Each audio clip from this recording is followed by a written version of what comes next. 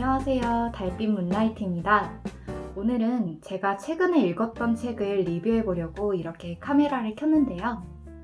제가 최근에 읽었던 그리고 오늘 리뷰할 책은 바로 이 책입니다. 다 괜찮아요. 천국이 말했다. 모리와 함께한 화요일 책으로 유명한 미치 앨범 작가님의 신간인데요. 개인적으로 제가 정말 좋아하는 작가님입니다. 모리와 함께한 화요일은 제 인생책이고 작가님의 다른 작품인 단 하루만 더도 재밌게 읽었었는데요. 이번에 신간이 나왔다는 소식을 듣고 궁금해서 한번 읽어봤는데 내용이 정말 좋더라고요. 그래서 이번에 여러분께 책을 소개해드리고 싶었습니다. 그럼 먼저 줄거리를 설명드리고 인상 깊었던 장면들과 전체적인 느낀점을 말씀드릴게요.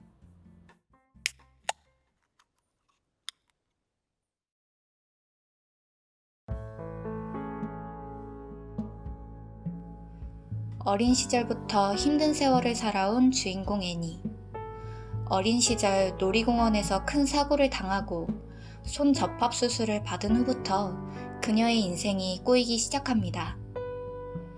학교에서는 왕따를 당하고 사고 이후에 어머니의 간섭이 심해져서 서로 갈등하게 되고 시련을 겪는 등 안 좋은 상황이 연속적으로 들이닥치게 되죠. 그로 인해 애니는 오랫동안 방황하게 됩니다. 많은 일을 겪은 후 애니는 노력 끝에 간호사가 되어서 인생의 기반을 다시 닦아가기 시작하는데, 그런 애니의 앞에 어렸을 적 이탈리아로 떠났던 첫사랑 파울로가 다시 나타납니다. 첫사랑과 연애를 시작하며 점차 행복을 느끼던 애니.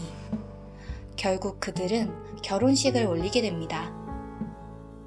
가장 행복한 순간, 비극적인 사고가 찾아올 줄은 꿈에도 모른 채.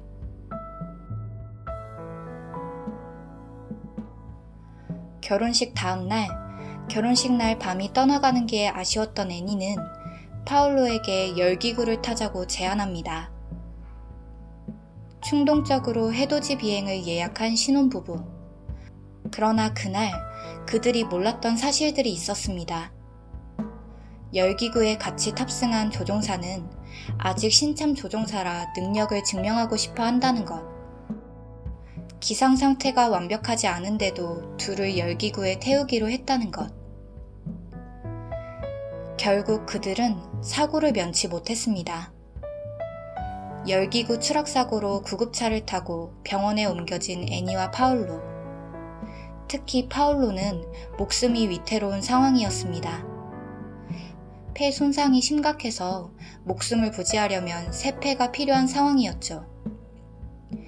자신이 열기구를 타자고 고집한 것 때문에 파울로가 위험해진 거라고 자책하던 애니. 그녀는 자신의 폐를 파울로에게 이식하겠다고 나섰습니다. 주위에서는 굳고 말렸지만 애니는 결정을 굽히지 않았습니다. 결국 애니는 수술을 하러 들어갔고 마취로 의식이 희미해질 때쯤 그녀에게 어떤 남자의 목소리가 들립니다.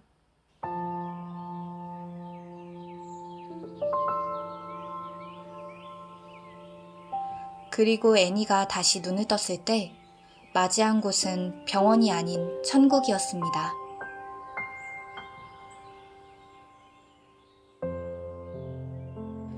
가장 행복한 순간 마주한 비극적인 사고로 천국에 오게 된 애니. 자신이 정말 죽은 건지, 수술이 실패한 건지, 남편은 살았는지 혼란스러운 와중에 애니는 천국에서 5명의 사람을 만나게 됩니다. 내가 여기 있는 것은 다들 천국에 처음 오면 지상에서 관계 있던 5사람을 만나기 때문이에요. 어떤 부류의 사람이요? 그걸 알아내는 거죠. 그 사람들은 당신이 살면서 몰랐던 것을 가르쳐 줄 거예요. 당신이 겪은 일들을 이해하는 데 도움이 되죠. 천국에 처음 오게 되면 지상에서 관계 있던 5사람을 만나게 된다고 합니다. 지상에서 어떤 방식으로든 자신에게 영향을 준 사람들. 그들은 자신이 알던 사람일 수도 있고 모르는 사람일 수도 있습니다. 기억도 잘 나지 않는 사람이 자신의 인생에 어떻게 영향을 줄 수 있는 걸까 의아해하는 애니. 애니는 차례로 그들과 만나면서 서로가 어떻게 관계가 있었고 어떤 일이 있었는지 그때 당시는 몰랐던 자기 인생의 비밀들을 점점 알아가게 됩니다. 과연 애니는 과거에 어떤 일들이 있었던 걸까요? 그리고 애니의 남편 파울로는 과연 어떻게 됐을까요?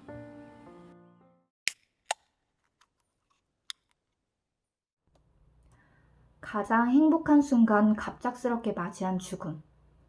열기구 사고 부분은 있는데 제가 겪은 일이 아닌데도 숨이 턱 막히는 느낌이었어요. 정말로 애니가 힘들게 살아온 인생이었고 이제야 좀 행복하게 지낼 수 있을 것 같았는데 한순간의 사고로 모든 걸 잃어버린 상황이었잖아요. 아니 꼭 그렇게 다 가져가야만 속이 후련했냐? 라고 생각이 들 정도로 너무 극단적이어서 답답한 느낌도 들었어요. 근데 또 한편으로는 현실적이라는 생각도 들었어요. 죽음이라는 건 누구에게나 예외 없이 찾아오는 것이고 당장 내일도 찾아올 수 있는 것이니까요. 죽음이 너무 먼 일이 아니라는 거. 내가 어떤 인생을 살아왔든 좋은 사람이든 나쁜 사람이든 누구에게나 예외 없이 찾아오는 일이라는 거를 이 열기구 사고 장면을 통해서 새삼 깨닫게 된 것 같아요.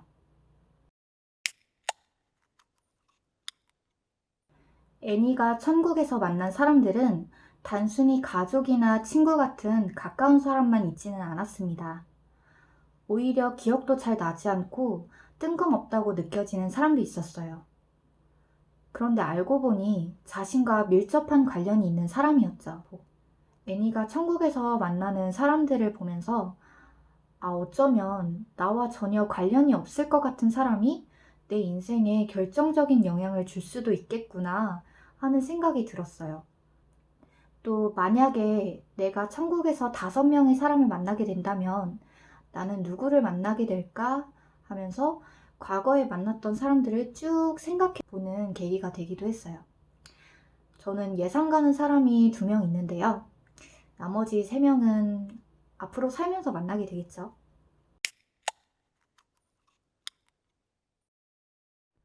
책 내용 중간중간에 보면 애니가 과거에 실수를 했던 일화들이 나와요. 이렇게 파란 글씨로 이렇게 나오는데 이 일화들이 현재의 사건들과 연관되어 있어서 좀 더 부연 설명을 해주는 역할을 하는 것 같더라고요. 개인적으로 이 일화들이 인상 깊었던 게 마치 어른의 시선으로 어린 시절을 되돌아보고 뒤늦게 깨닫는 것 같은 느낌을 주더라고요.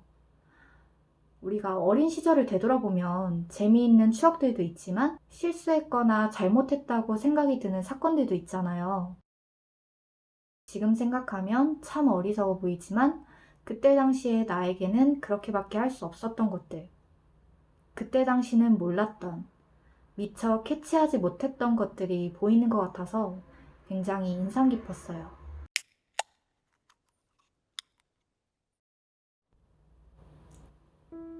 실수투성이 인생이라고, 보잘것없는 사람이라고 자책해온 애니에게 보잘것없는 사람이란 없다고, 실수 같은 건 없다고 5사람 중 1명이 말해줍니다. 저도 애니처럼 왜 나한테 자꾸 힘든 일이 겹쳐서 오는 걸까? 너무 나한테 잔인한 거 아닌가?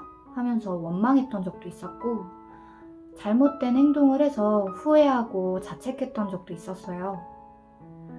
하지만 그런 일들을 겪은 것이 오히려 제가 성장하는데 지금의 제가 있는데 도움이 되었던 것 같아요.